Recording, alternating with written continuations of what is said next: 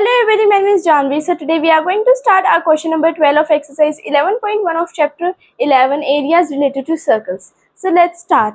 Our question number 12 says that to warn ships for underwater rocks, a lighthouse spread a red colored light over a sector of angle 80 degree to a distance of 16.5 km. Find the area of sea cover which the ships are warned. देखो पहले मैं आपको बता दूं कि यहाँ पर पाई की वैल्यू यूज होनी है 3.14 गिवन है, ठीक है। अब इनने कहा है जब कोई भी शिप आती है तो उसको एक रेड कलर की लाइट है वो वॉर्न करती है, बताती है कि नीचे अंडर रोक, मतलब नीचे कोई रोक तो नहीं है जिससे वो शिप अपना लाइक एंगल चेंज कर लेती है। तो जहाँ पर रोक होती है ना वहाँ पे वो रेड लाइट डालती है, ठीक है। वो ऐसे रेड लाइट डालती है और वो जो रेड लाइट डालती है वो 60 डिग्री के एंगल में डालती है, लाइक वो 60 डिग्री का एंगल बनाती है, नहीं सॉरी 80 डिग्री का एंगल बनाती है। और जो वो डिस्टेंस होता है, मतलब ये वाला डिस्टेंस इसका, ये और ये 16.5 किलोमीटर होता है। ये किलोमीटर में है वैल्यू, ठीक है। 6.5 किलोमीटर होता है। तो हमें क्या बताना है, इसका एरिया बताना है कि कितने एरिया में ये वॉर्न कर रही है रेड लाइट से। तो करते हैं क्वेश्चन। ये करने के लिए पहले हमें रेडियस क्या दे रखी है 16.5 किलोमीटर और हमें एंगल मतलब थीटा की वैल्यू क्या दे रखी है 80 डिग्री। तो एरिया निकालेंगे over which ships are warned.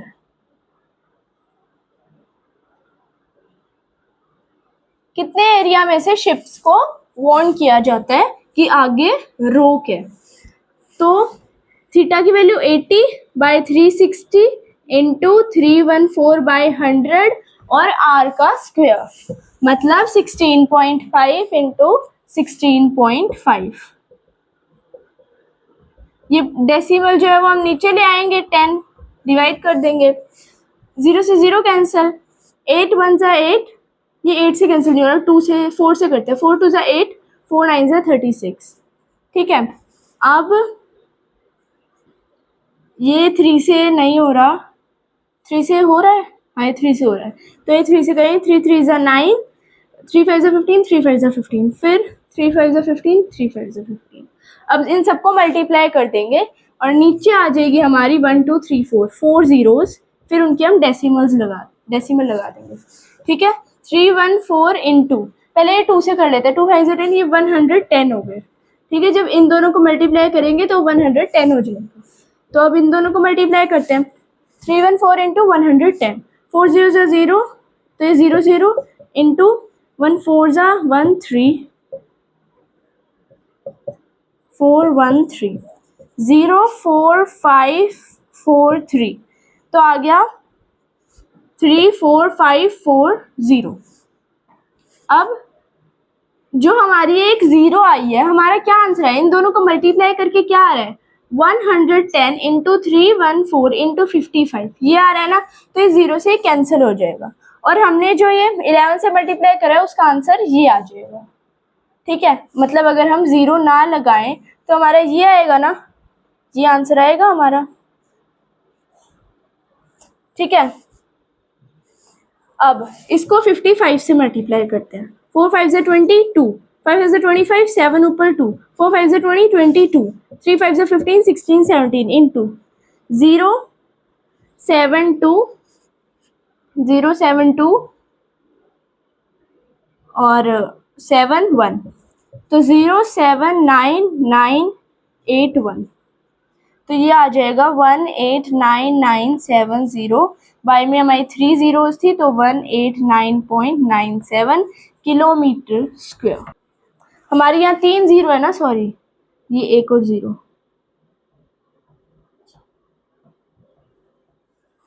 ठीक है। तो हमारा आंसर आ जाएगा 189.97। तो यही था हमारा 12th क्वेश्चन। अब 13th क्वेश्चन पर चलते हैं।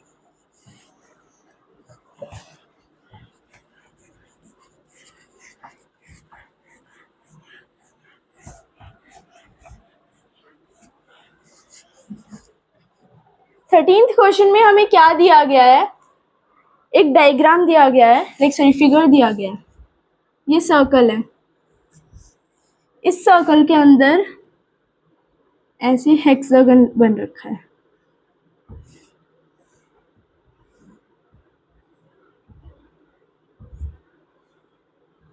और यहाँ पर डिजाइन कर रखा है।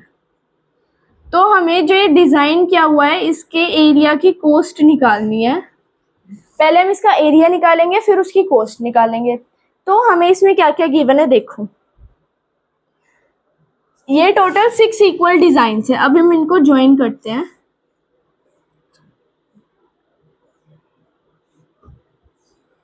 तो ये जो है ना, ये सारे आपस में इक्वल है, ठीक है। अब उसके बाद अगर हमें निकालना है इसका, एक का निकाल के फिर हम 6 से मल्टीप्लाई कर देंगे। तो अब ये सारे इक्वल है, तो हमें अब इसमें क्या करना है, इसमें टोटल 6 बन रहे हैं। तो पहले इनका एंगल, मान लो हम पहले एक का निकालेंगे, तो इसका एंगल थीटा की वैल्यू निकालते हैं। रेडियस इसमें गिवन है 28 सेंटीमीटर। √3 की वैल्यू इसमें गिवन है 1.7। अगर कहीं √3 आ गया तो इसकी वैल्यू 1.7 यूज करनी है।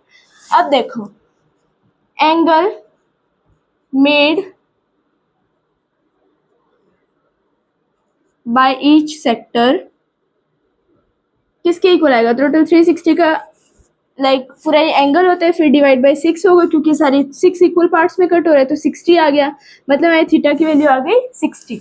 अब अगर थीटा 60 आ गया तो फिर ये एक इक्विलेटरल ट्राइंगल बन जाएगी अंदर वाली, ठीक है। इक्विलेटर क्यों बन गई, क्योंकि ये 28 क्या हो गया, ये भी 28 का हो गया, तो ये दोनों एंगल इक्वल हो गए, तो फिर ये सारे एंगल 60 के आ गए, ठीक है। As all angles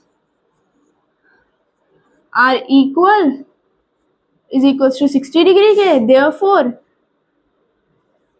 it is an equilateral triangle। Equilateral triangle होगा।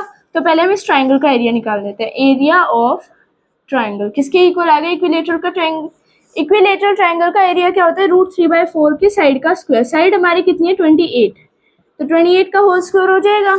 अब √3 की वैल्यू हमें यूज करनी है 1.7 इंटू 28 इंटू 28 बाय में 4 7 28। ये यहाँ पे 10 डिवाइड हो रहा है, ठीक है। अब देखो, ये मैंने डेसिमल की जगह नीचे 10 ले लिया। अब पहले हम 17 7 119 होता है, तो 28 इंटू 119। तो देखो 8 9 72, 2 ऊपर 7 8 1 8, 5 ऊपर 1 9 इंटू 2 9 18, ऊपर 1 2 1 2 और 1 3 2 1 2, तो आ गया 2 3 ऊपर 1 13 ऊपर 1 4 सॉरी 3। तो एरिया आ गया हमारी ट्राइंगल का 333.2। ये 10 का जो हमने डिवाइड किया था, ये ऊपर मैंने डेसिमल में यूज कर दिया, लगा दिया डेसिमल, सेंटीमीटर स्क्वायर। ये हमारा ट्राइंगल का एरिया आ जाएगा। अब सेक्टर का एरिया निकालते हैं और उसमें से ट्राइंगल का एरिया माइनस करते हैं। एरिया ऑफ सेक्टर, हम इसमें नाम भी दे सकते हैं। सेक्टर का नाम हमने ABCD ऐसे कुछ करके दे दिया और फिर वो यूज कर दिया। सेक्टर का एरिया क्या होगा हमारा, मान लो ये ABCD, तो हमारा सेक्टर हो गया ABCD।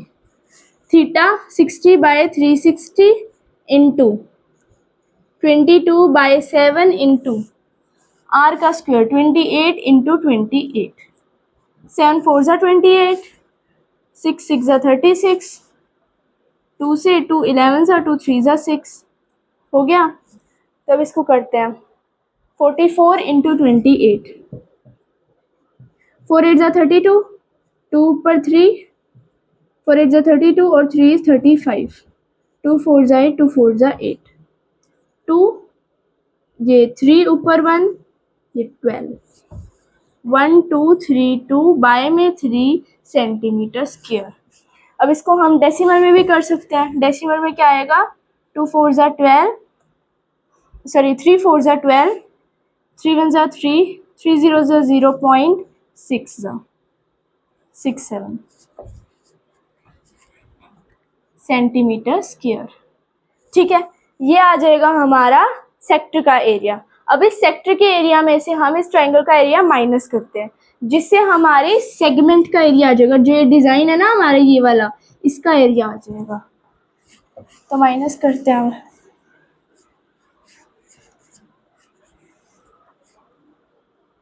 एरिया ऑफ सेगमेंट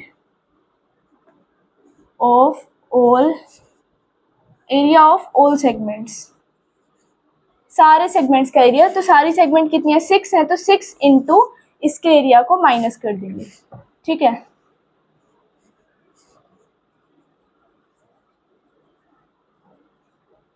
पहले इसके एरिया को हम माइनस करते हैं।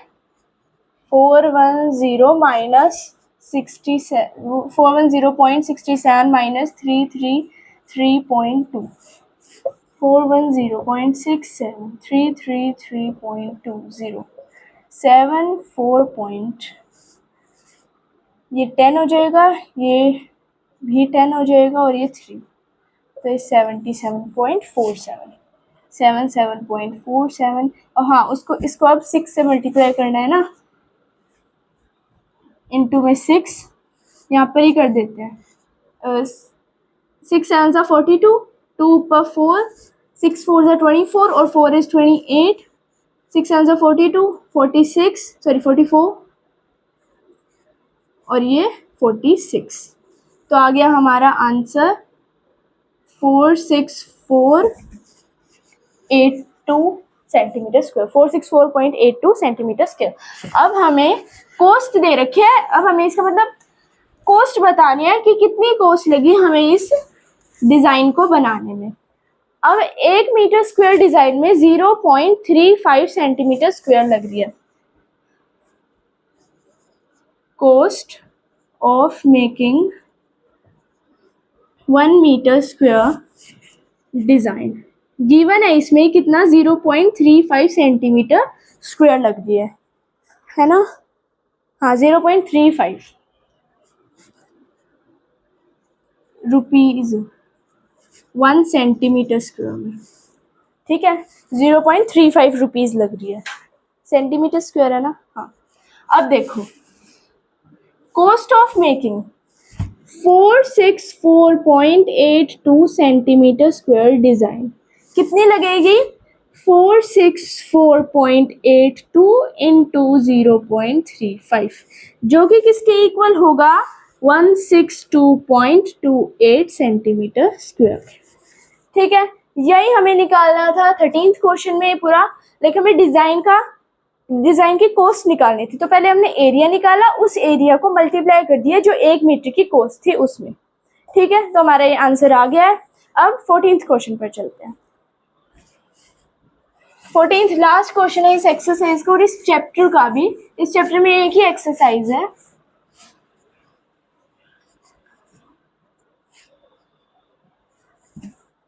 तो अब देखो 14th क्वेश्चन MCQs है, tick the correct answer in the following. Area of a sector of angle P in degrees of a circle with radius R। अब एक सर्कल है, उसका सेक्टर है, उसका जो ये एंगल है ना वो P है और जो ये रेडियस है वो कैपिटल R है।